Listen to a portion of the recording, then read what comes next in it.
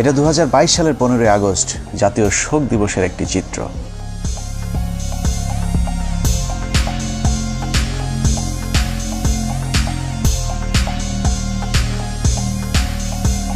শোকে মুহ্যমান জাতির শোককে শক্তিতে রূপান্তর করে তার প্রদর্শনও দেখিয়েছে বিভিন্ন জায়গায়। খিচুড়ি নিয়ে মারামারি সহ 15 আগস্ট উপলক্ষে তোলা চাঁদাবাজির টাকা নিয়েও কামড়াকামড়ি করেছে শেখ মুজিবের আদর্শিক পুতুরেরা।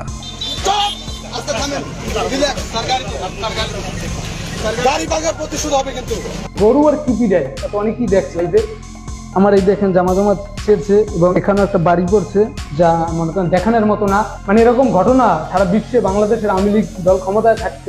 ক্রিকেট ম্যাচ হয়েছে না কালকে বরগুনায়, ছাত্রলীগ আসছে, এদেরকে আমরা গোনাই করি না। এরকম বিচ্ছিন্ন কিছু ঘটনা বাদ দিলে সারা দেশে আনন্দ ঘন পরিবেশে প্রায় 4500 গরু জবাই করে উদযাপিত হয়েছে শোকের নামে জাতীয় সুখ দিবস। সারাদিন আনন্দ উল্লাস শেষে আওয়ামী নেতারা রাতে মদ বা মাদক সেবনের মাধ্যমে শেখ মুজিবের আত্মার শান্তি কামনাও করেছেন বিভিন্ন জায়গায়। সেই সাথে শেখ মুজিবকে জাহান্নামের সর্বোচ্চ জায়গায় রাখার জন্য মহান রাব্বুল আলামিনের কাছে ফরিয়াদ জানিয়েছেন শেখ মুজিবের উম্মতেরা।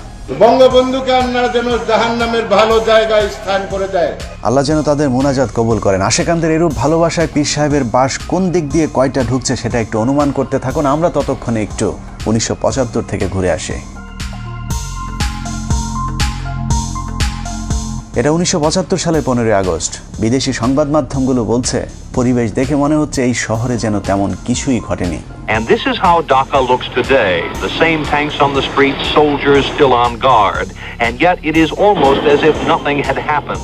কিন্তু আজকের পরিস্থিতি সম্পূর্ণই ভিন্ন।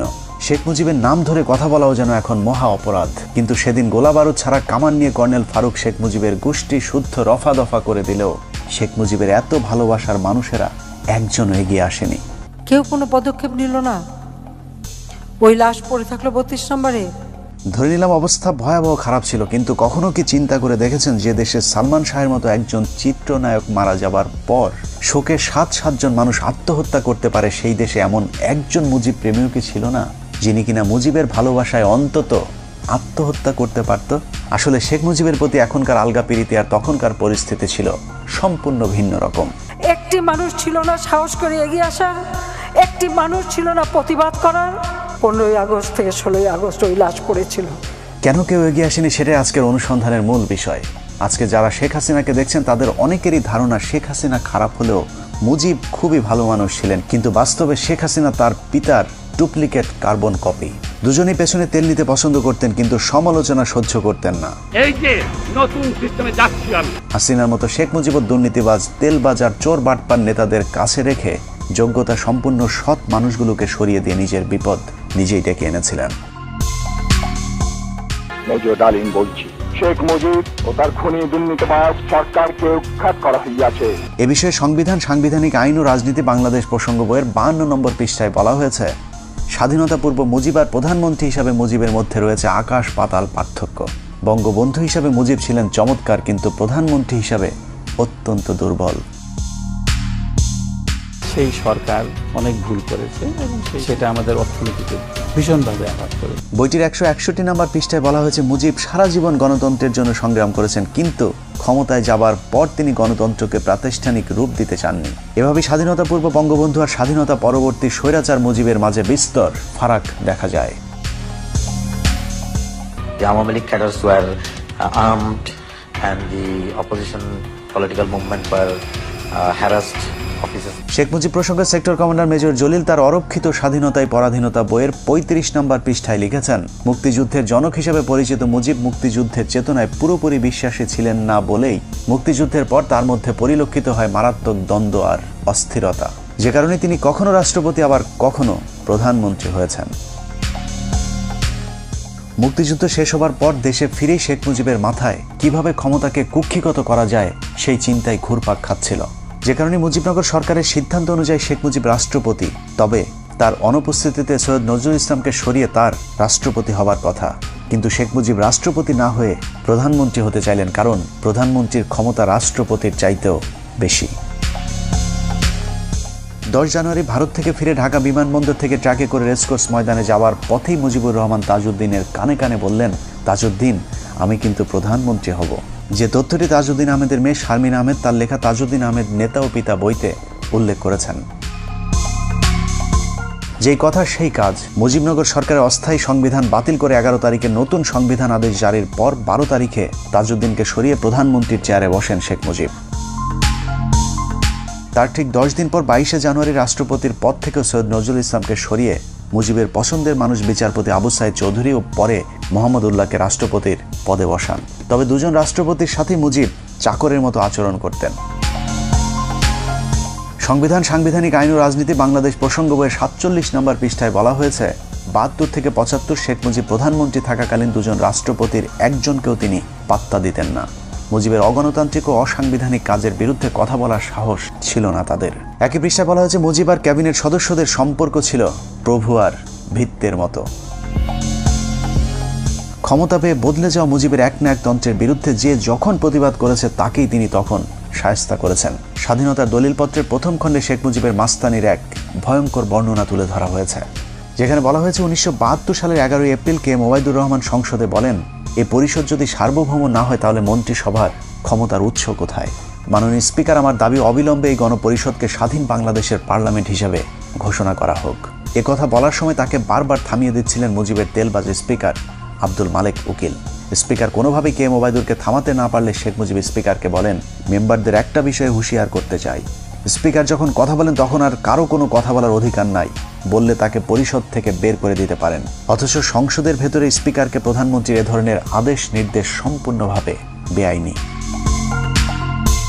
শেখ মুজিবের স্বৈরতন্ত্রের বিরুদ্ধে আরও অনেকেই কথা বলা শুরু করলে বিক্ষুব্ধ গণপরিষদ সদস্যদের শায়েস্তা করবার জন্য শেখ মুজিব ভয়ঙ্কর এক অদ্ভুত আইন তৈরি করেন, যার নাম গণপরিষদ সদস্য পদ বাতিল আদেশ।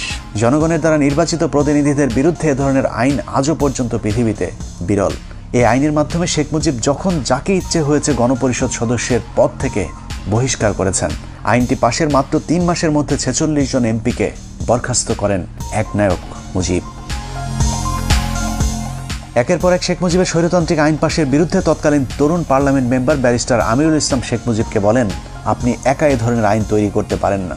কোনো আইন তৈরি করতে হলে অবশ্যই আইন পরিষদের অনুমতি নিতে হবে। এতে ক্ষিপ্ত হয়ে মুজিব আমিরুল ইসলামকে বলেন, তুমি একজন অদক্ষ যুবক, তুমি দেশ পরিচালনার কি জ্ঞান রাখো? একই পৃষ্ঠায় বলা হয়েছে, মুজিব জরুরি অবস্থার ভয় দেখিয়ে বলেন, আমি চাইলে 3 বছরের জন্য কোনো কথা হবে না, কোনো সমালোচনা সহ্য করা হবে না, কোনো গণতন্ত্র চলবে না। যে কারণে বইটির 161 নম্বর পৃষ্ঠায় শেখ মুজিবকে মাতাল মদখোর ড্রাইভারের সাথে তুলনা করা হয়েছে। বিখ্যাত ইতিহাসবিদ ব্যারিস্টার আব্দুল হালিম তার বইতে লিখেছেন, মুজিব ছিল প্রাতিষ্ঠানিক শিক্ষাহীন নেতা, গণতন্ত্রে অশিক্ষিত মূর্খ নেতা হলো মাতাল ড্রাইভারের মতো। শেখ মুজিবের করুণ পরিণতির জন্য যে আইনটি নিয়ামক হিসাবে ভূমিকা পালন করেছে তা হলো রক্ষী বাহিনী অ্যাক্ট। 1972 সালের 8 ফেব্রুয়ারি ভয়ঙ্কর জাতীয় রক্ষী বাহিনী আইন পাশের মাধ্যমেই সেনাবাহিনীকে খেপিয়ে তুলেছিলেন Mujib. State apparatus and physical force. So Rakhi Bahini was launched. The Awami League cadres were armed, and the opposition political movement were harassed. সেনাবাহিনী যেন তাকে কখনো ক্ষমতা থেকে সরাতে না পারে, সেজন্যই মূলত তিনি সেনাবাহিনীর আদলে এই বাহিনী গড়ে তোলেন, যা পৃথিবীর ইতিহাসে আজ পর্যন্ত কোনো রাষ্ট্রপ্রধান করেননি। এ প্রসঙ্গে শেখ মুজিবের রাজনৈতিক সহচর মিজানুর রহমান চৌধুরী লিখেছেন, রক্ষী বাহিনীর তত্ত্বাবধানের দায়িত্ব ছিল শেখ মুজিবের রাজনৈতিক সচিব তোফায়েলের উপর, যে কারণে রক্ষী বাহিনীর পোশাক সহ যে কোনো সুযোগ সুবিধা খুব দ্রুত শেখ মুজিবের কাছ থেকে অনুমোদন করানো যেত। কিন্তু সেনাবাহিনীর ক্ষেত্রে তা ছিল সীমিত। সামরিক বাহিনীর প্যাটার্নে রক্ষী বাহিনী গঠন হলেও তাদের কর্তব্য পালনে কিংবা ক্ষমতা প্রয়োগের উৎস হিসেবে সংসদের কোনো আইন ছিল না। এক পর্যায়ে রক্ষী বাহিনীকে আইন শৃঙ্খলা রক্ষায় পুলিশের মতো দায়িত্ব দেওয়া হয়, বিশেষ করে জাসদ কিংবা চীনপন্থীদের অর্থাৎ ভারত বিরোধীদের দমন করার জন্য নামানো হয়। কিন্তু এ কাজে গিয়ে তারা যে বাড়াবাড়ি করে তাতে জনগণের কাছে আতঙ্কের এক মূর্ত প্রতীক হয়ে দাঁড়িয়েছিল রক্ষী বাহিনী। পাশাপাশি সেনাবাহিনীরও হিংসার পাত্র হয়ে দাঁড়ায়। কেউ কেউ এমন কথাও বলেছে যে এর চেয়ে পাকিস্তান আমলই তো ভালো ছিল। মুজিব ক্ষমতায় টিকে থাকার জন্য হাজার হাজার রাজনৈতিক কর্মীকে হত্যা করে, জাসদের 10,000 কর্মীকে জেলে রাখে, মোশাররফ হোসেনকে হত্যা করে, সিরাজ শিকদারকে হত্যা করে। সশস্ত্র রক্ষী বাহিনীর এসব সন্ত্রাসী কার্যকলাপকে প্রতিহত করতেই সশস্ত্র জাসদ গণবাহিনী প্রতিষ্ঠা অনিবার্য হয়ে পড়েছিল। শতভাগ মুক্তিযোদ্ধাদেরকে নিয়ে গঠিত রক্ষী বাহিনীর অত্যাচারের কারণে ওই সময় ব্যাপক জনপ্রিয় হয়েছিল শতভাগ মুক্তিযোদ্ধাদের নিয়ে গঠিত দল জাসদ, যার ফলে 1973 সালে নির্বাচনে আওয়ামী লীগের প্রধান প্রতিদ্বন্দ্বী হয়ে দাঁড়ায় জাসদ নামক নতুন ওই রাজনৈতিক দলটি। মানুষের সিভিল রাইট এবং মানুষের ফান্ডামেন্টাল রাইটস এগুলি কাঠিল করে দিয়ে মুজিব ক্ষমতা থাকার চেষ্টা করে। শেখ মুজিবের দুঃশাসন আর সন্ত্রাসী রক্ষী বাহিনী নির্যাতনে অতিষ্ঠ হয়ে 1973 সালে নির্বাচনে জাসদকেই ভোট দিয়েছিল মানুষ, কিন্তু শেখ মুজিব স্বাধীন বাংলাদেশের প্রথম নির্বাচনে ভোট ডাকাতি করে জাসদের জয় ছিনিয়ে নেয়। সংবিধান, সাংবিধানিক আইন ও রাজনীতি বাংলাদেশ প্রসঙ্গ বইয়ের 51 পৃষ্ঠায় শেখ মুজিবের ভোট চুরির এক অকল্পনীয় বর্ণনা দেওয়া হয়েছে, যেখানে বলা হয়েছে 1973 সালে নির্বাচনে ভোট গ্রহণ শেষে যখন বেতার টিভিতে ফল ঘোষণা হচ্ছিল, তখন আওয়ামী লীগ যখন দেখল তাদের প্রথম সারির কয়েকজন নেতাই পরাজিত হয়েছে, তখন তাদের মধ্যে আতঙ্ক কাজ করেছিল, যে কারণেই তারা মিডিয়া কুয়ের আশ্রয় নেয়। কেন্দ্রীয় প্রচার কমিটিকে বাদ দিয়ে গণভবনের কন্ট্রোল রুমে ফলাফল প্রচারের দায়িত্ব নিয়ে ভোট গণনা বন্ধ করে দেওয়া হয়। আওয়ামী লীগের কতিপয় নেতাকে জোর করে জেতানোর জন্য কয়েকটি কেন্দ্রে হেলিকপ্টার পাঠিয়ে সেখানকার ব্যালট বাক্স ছিনিয়ে এনে নতুন ব্যালট রেখে আসা হয় ভোট কেন্দ্রগুলোতে। সর্ববৃহৎ ভোট পেয়ে আমার বাবা পুরো বাংলাদেশের মধ্যে সর্ববৃহৎ ভোট পেয়ে এমপি হয়েছিল এবং বিবিসি থেকে ডিক্লেয়ার দিয়েছিল। কিন্তু শেখ মুজিব উঠে সহ্য করতে না পারে আমার বাবার বিরুদ্ধে যে দাঁড়াছিল এম সিদ্দিক, ও মাত্র 10,000 ভোট পাইছিল, আমার বাবা পেয়েছিল 90,000 ভোট। তারপরে ওকে ডিক্লেয়ার দিছে, আমার বাবাকে বল প্রয়োগ করে এবং ঘেরাও, ও আমার বাবাকে বাড়ির মধ্যে ঘেরাও রেখে এই কাজটা করা হয়েছিল। ভোট ডাকাতির মতো 1973 সালে নির্বাচনে শেখ মুজিবই প্রথম বিরোধী প্রার্থীকে গুম করার নজিরও স্থাপন করেন। 73 নির্বাচনে শেখ মুজিব 4টি আসনে মনোনয়ন জমা দেন। এর মধ্যে ভোলার জাসদ নেতা ডাক্তার আজহারউদ্দিন ছিলেন শেখ মুজিবের শক্তিশালী প্রতিদ্বন্দ্বী, যে কারণে মুজিব তাকে মনোনয়নপত্র জমার দিনই অপহরণ করে ওই আসনে বিনা প্রতিদ্বন্দ্বিতায় জয়লাভ করেন। ওই সময় গণকণ্ঠ পত্রিকাটি ব্যাপক জনপ্রিয় এবং সরকারের সমালোচক ছিল, যে কারণে পত্রিকাটির নির্বাহী সম্পাদক আফতাব উদ্দিনকে জোর করে গাড়িতে তুলে চোখ বেঁধে নিয়ে যায়। তাদের বিরুদ্ধে কোনো কথা পত্রিকায় লেখা যাবে না শর্তে রাত 9টার দিকে তাকে ছেড়ে দেওয়া হয়, যে তথ্যটি জাসদের উত্থান পতন অস্থির সময় রাজনীতি বইয়ের 98 পৃষ্ঠায় উল্লেখ করা হয়েছে। জাতীয় নির্বাচনের মতো সব নির্বাচনেই ভোট চুরিতে জড়িত ছিল মুজিব ও তার পরিবার। ডাকসু নির্বাচনের জাতীয় সমাজতান্ত্রিক দলের সমর্থিত পরিষদের কাছে মুজিব সমর্থিত পরিষদ পরাজিত হতে পারে এমন খবরে শেখ মুজিবের বখাটে পুত্র শেখ কামাল ডাকসুর ব্যালট বাক্স ছিনতাই করেন। প্রতিপক্ষরা মিছিল নিয়ে বের হলে শেখ কামাল সেখানে অস্ত্র হাতে দাঁড়িয়েছিলেন, যে তথ্যটি বইয়ের 106 নম্বর পাতায় বলা হয়েছে। শেখ কামাল যে রাতে ব্যাংক ডাকাতি করতে গিয়ে গুলিবিদ্ধ হয়েছিল, সেদিনও শেখ মুজিব বলেছিলেন শেখ কামালকে তিনি হাসপাতালে দেখতে যাবেন না, কিন্তু ওই সময়ের পুলিশের আইজিপি তার এক ডায়েরিতে উল্লেখ করেছেন 2 দিন পর শেখ মুজিব তাকে ঠিকই হাসপাতালে দেখতে গিয়েছিলেন। যদিও শেখ হাসিনা ইদানিং ব্যাংক ডাকাতির ঘটনাটিকে ষড়যন্ত্র বলে দাবি করে থাকেন। কামালকে তো ব্যাংক ডাকাতি মানালো, যে মিথ্যা অপপ্রচার কিভাবে দিয়েছিল। শেখ কামালের এসব সন্ত্রাসী কার্যকলাপকে মুজিব কতটা প্রশ্রয় দিতেন তার বর্ণনা দেওয়া হয়েছে বইটির 106 নম্বর পাতায়। বলা হয়েছে ঢাকা বিশ্ববিদ্যালয়ের ইতিহাসে এটি ছিল কলঙ্কজনক একটি দিন। একটি বিশ্ববিদ্যালয়ের ছাত্র সংসদ নির্বাচন সরকার বিরোধী ছাত্র সংগঠন জিতে যাবে, এটা মেনে নেয়ার মতো উদারতাও আওয়ামী লীগ সরকারের ছিল না। ঢাকা বিশ্ববিদ্যালয়ে তখন শেখ মুজিব একজন সমুচা মার্কা উপাচার্য নিয়োগ দিয়েছিলেন, যার নাম অধ্যাপক মুজাফফর আহমদ চৌধুরী। তার কাছে সাধারণ ছাত্ররা ভোট ডাকাতির বিষয়টির বিচার নিয়ে গেলে তিনি কোনো ব্যবস্থা নিতে অপারগতা জানান। এর পুরস্কার হিসেবে কিছুদিনের মধ্যে মুজাফফরকে শেখ মুজিব টেকনোক্রেট মন্ত্রী হিসেবে শিক্ষা মন্ত্রণালয়ের দায়িত্ব দিয়েছিলেন। মুখে বড় বড় কথা বলার ভেতরে দুর্নীতিবাজদেরকে প্রশ্রয় দেয়া, এটাই ছিল শেখ মুজিব। এভাবেই ভোট চুরির মাধ্যমে ক্ষমতায় আসার পর আওয়ামী এমপিরা লাগামহীন দুর্নীতির মাধ্যমে দেশকে দুর্ভিক্ষের দিকে ঠেলে দেয়, যে কারণে 1974 সালে দেশে ভয়াবহ দুর্ভিক্ষ দেখা দেয়। তবে আওয়ামী লীগের লোকেরা তখনও ঠিক এখনকার মন্ত্রীদের মতো বেহেস্তে ছিলেন। বাস্তবে দোজকে থাকা মানুষদেরকে তখনও বেহেস্তে আসি বলতে বাধ্য করা হতো। দুর্ভিক্ষ নিয়ে সরকারের সমালোচনা করলেই চলতো তার উপর নির্যাতন। ভাত দে হারামজাদা, তা না হলে মানচিত্র খাবো। আলোচিত কবি রফিক আজাদ শেখ মুজিবকে উদ্দেশ্য করে ভাত দে হারামজাদা কবিতাটি পাঠ করলে তাকে জেলে পাঠিয়ে দেন শেখ মুজিব। ইংল্যান্ডের লোক কষ্টে আছে, অন্যান্য দেশের তুলনা করলে আমরা পাকিস্তানের 37%, আমরা তো সুখে আছি, বেহেশতে আছি বলতে হবে। বর্তমানের হাসিনা সরকারের মতোই মুজিব সরকার দেশের দুর্ভিক্ষ নিয়ে মশকরা করতেন।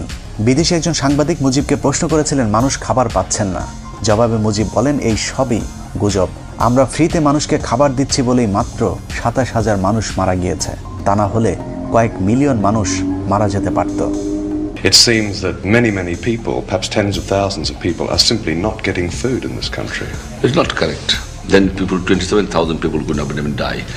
27,000 মানুষ মারা যাওয়াকে শেখ মুজিব কিছুই মনে করেননি, যে কারণে 1974 সালের দুর্ভিক্ষের পর সারা দেশের মানুষ মুজিব সরকারের বিরুদ্ধে ক্ষোভে ফুঁসে উঠেছিল। শেখ মুজিব তখন বুঝতে পেরেছিলেন দেশে গণতন্ত্র থাকলে বেশি দিন আর ক্ষমতায় থাকা যাবে না, যে কারণে তিনি বলেছিলেন আমাদের যে অবস্থা, আগামী নির্বাচনে আমরা 25-30টির বেশি আসন পাব না, তখন স্বাধীনতা বিরোধীরা আমাদেরকে কচু কাটা করবে। এই উপলব্ধি থেকে শেখ মুজিব জোর করে ক্ষমতায় থাকতে বাকশাল গঠনের পরিকল্পনা হাতে নেন। আজীবন ক্ষমতায় থাকার এরকম অগণতান্ত্রিক পরিকল্পনার সাথে আওয়ামী লীগ নেতারাও এক হতে পারেননি, কিন্তু যারাই বাকশালের বিরোধিতা করেছিল তাদের অবস্থা কতটা দুর্বিষহ হয়েছিল তা ওই সময়ের বিভিন্ন রাজনীতিবিদদের বক্তব্যে উঠে এসেছে। Mujib Saab went for Bakshal, which means one leader, one party, one country. Mizanur Rahman Chowdhury তার রাজনীতির 3 কাল বইতে লিখেছেন 1975 সালের 21 জানুয়ারি সংসদীয় দলের শেষ বৈঠকে শেখ মুজিব বাকশালের পক্ষে কে কে আছে তা জানতে চেয়ে সবাইকে হাত তুলতে বলেন। বেশিরভাগ ভয়ে হাত তুলল মিজানুর রহমান চৌধুরী হাত না তুলে বক্তব্য দেওয়ার জন্য উঠে দাঁড়ালে শেখ মুজিব তাকে উচ্চ স্বরে ধমক দিয়ে বলেন, তুই বস, তুই বস। মিজানুর রহমান বসে পড়ার পর তাকে হাত তুলতে বললেও তিনি মুজিবের কথা শোনেননি।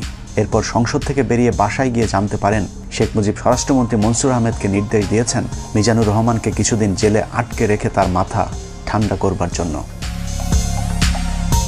বাকশালের মাধ্যমে শেখ মুজিবের শেষ পরিণতি ঘটবে এটা সবার আগে বুঝেছিলেন তাজউদ্দিন আহমেদ। তিনি মুজিবকে বলেছিলেন, মুজিব ভাই, এজন্যই কি আমরা 24 বছর সংগ্রাম করেছিলাম? দেশ যেভাবে চলছে আপনি থাকবেন না, আমরাও থাকবো না। এদেশ চলে যাবে রাজাকার আল বদরদের হাতে। ব্যারিস্টার মইনুল পরিকল্পনা করেছিলেন অন্তত 25 জন এমপিকে যদি গোপনে বাকশালের বিরুদ্ধে দাঁড় করানো যায় তাহলে 4র্থ সংশোধনী পাশ করতে পারবে না। এই পরিকল্পনা শেখ মুজিব জেনে যাবার পর সংসদে ঘোষণা দেন বাকশালের বিরুদ্ধে কোনো এমপি বিরোধিতা করলে তাদেরকে জবাই করে টুকরো টুকরো করে কুকুর দিয়ে খাওয়ানো হবে।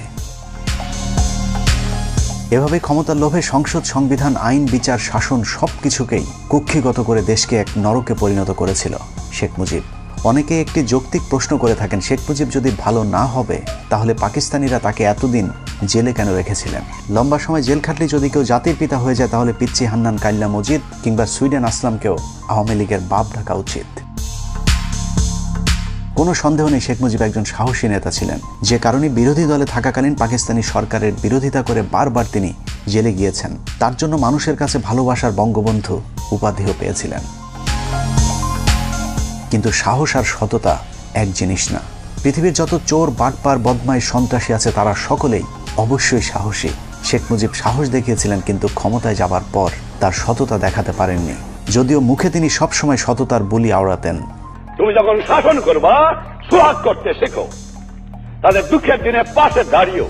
প্রতিটা রাজনীতিবিদ এরকম মধুর মধুর কথা বলেন। অপ্রিয় হলেও সত্য, এদেশে রাজনীতি মানেই নেতাদের লাভজনক ব্যবসা। প্রতিটা রাজনীতিবিদ বিরোধী দলে থাকাকালীন জনগণের অধিকারের কথা বলে, আবার ক্ষমতায় গেলে চুরি করে, ঠিক যেমনটা বিএনপির অনেক নেতা করে দলকে ডুবিয়েছে।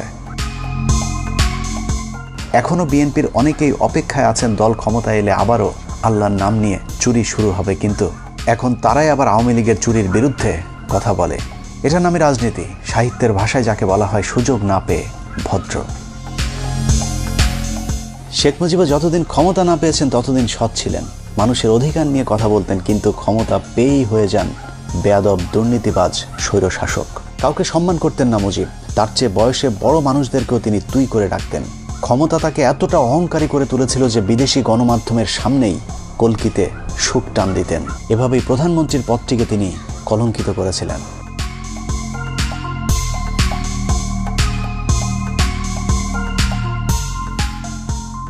এসব কারণে মুজিবের মৃত্যুতে কেউ এগিয়ে আসেনি। সারা দেশের মানুষ মিষ্টি বিতরণ করে খেয়েছিল। ঢাকা শহরের কোনো দোকানে সেদিন মিষ্টি খুঁজে পাওয়া যায়নি। একটি মানুষ ছিল না প্রতিবাদ করার? কেন করতে পারেনি? এত বড় সংগঠন, এত সমর্থক, এত লোক, কেউ তো একটা কথা বলার সাহস পায়নি। খোদ আওয়ামী নেতারাও তার লাশ দেখতে যাননি। এতদিন মুজিবের চামচামো করা স্পিকার আব্দুল মালেক উকিল বলেছিলেন জাতি ফেরাউনের কবল থেকে মুক্তি পেল। মুজিবের কাছের সহচর আতাউর রহমান খান 15 আগস্টকে নাজাত দিবস ঘোষণা করেছিলেন। শেখ মুজিবুর রহমানের বিরুদ্ধে যা করছে, তাকে যারা খুন করলো, মাওলা দয়া মাফ করিয়া শেখ মুজিবুরের খুনিদেরকে জান্নাতের বাগান বানাই দাও। 1975 সালে বাঙালি ফেরাউনের হাত থেকে নাজাত পেয়েছিল, আর 2022 সালে নমরুদের মায়ের হাত থেকে নাজাত চায়। আল্লাহ হাফেজ।